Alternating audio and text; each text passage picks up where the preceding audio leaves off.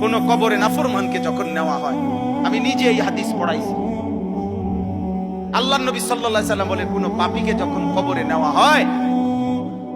কবরের ভিতরে না, কবরে নেওয়া হয় যখন, তার লাশ যখন কাঁধে নেওয়া হয়, এই কাঁধে অবস্থায়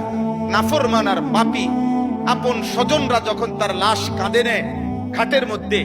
আল্লাহর কসম নবী বলে সে এমন বিকট চিৎকার করে, ইয়া ওয়াইলাতা ইয়া লাইতাহা,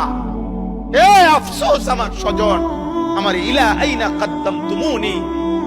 আরে ফুত তুই আমারে কই নিচ্ছিস, আমার সন্তান, আমার ভাই, তুই আমারে কান্দে নিয়ে ওদিকে নিচ্ছিস কেন? মনে আমারে মাইরা ফেলবে তো, আমারে কবরে দিস না রে আব্বা, আমারে কবরে দিস না, আমারে তো ফেরেশতা মাইরা ফেলবে,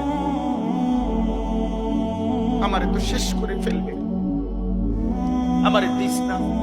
এইভাবে স্বজন নিজের স্বজন ডাকে যে, কারণ আপন জনরাই তো লাশ কাঁদে নেয়।